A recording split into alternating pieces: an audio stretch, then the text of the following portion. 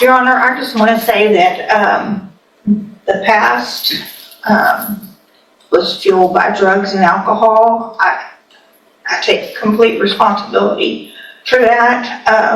I did not know from very young when things happened in my life that it could have been, some of it could have been treated and stopped earlier if I had gotten help for my mental health. That after I received this DWI, that helped me get myself to a place that I could go into a treatment program and deal with some of those past traumas.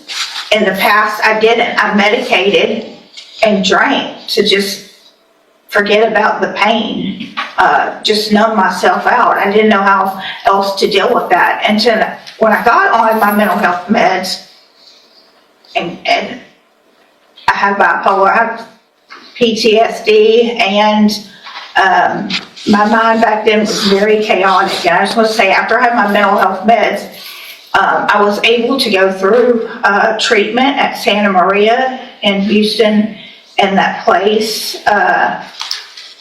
really saved my life.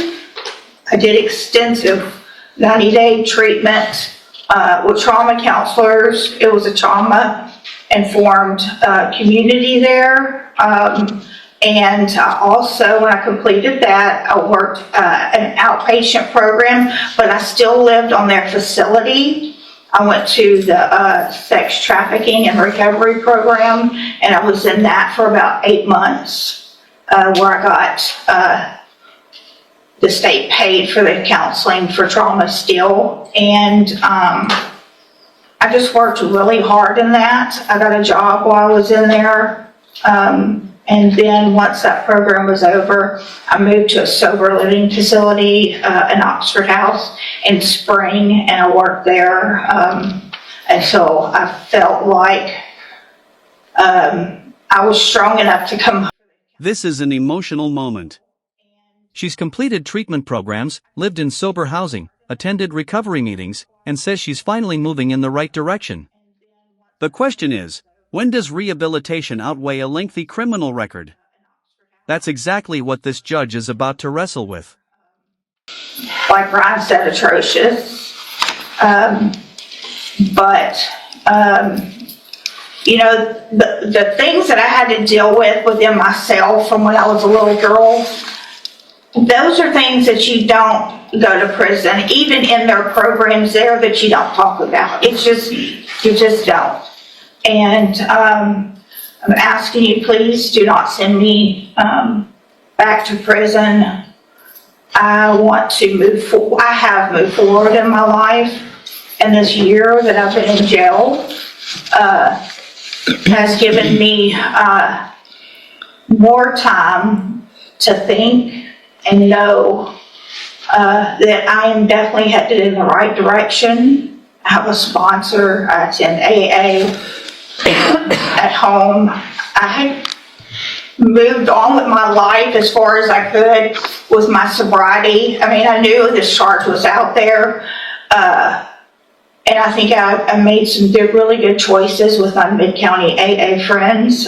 They've helped me a lot, and I am open to anything. I will abide by all the rules. And do anything that's asked of me. And I think, I know now that I'm responsible and capable of taking care of my business and my life. Thank you. So, Ms. Welch, Ms. Malfino probably said it yet best, and I get this often, and they don't envy my position, and this is the worst part of my job. But I worked hard to get here, and it's my job. Part of my job, it's several things, and it's to look at, obviously defendants and giving chances and things like that, but it also is about making our community safe. And I have to look back. This is your 10th DWI. It's not your 5th. It's not your 8th. It's the 10th. And while I understand the trauma that you went through, that you've been to safe P 3 times. You've been given opportunities on probation where they were revoked. You've had opportunities while you were on parole to do what you have done now.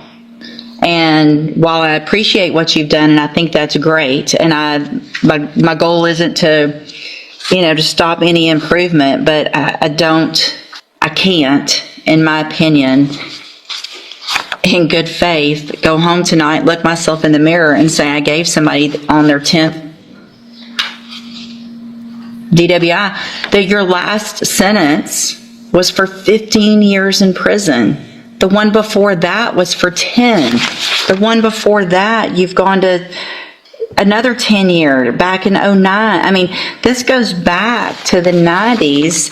You got a 10-year sentence in 2011. While you're on parole for that one, you get another one, so they give you 15 years, and you get out and you're on parole and you do it again. The fact is, we're just lucky that you haven't killed someone in our community 9 times over, being given opportunities. I just can't do it. This is an emotional moment. She's completed treatment programs, lived in sober housing, attended recovery meetings, and says she's finally moving in the right direction. The question is, when does rehabilitation outweigh a lengthy criminal record? That's exactly what this judge is about to wrestle with. Texas Department of Corrections, you will receive credit on that sentence for any time that you've been in custody that the law gives you the right to receive. Comment your opinion, like the video, and subscribe for more real courtroom moments.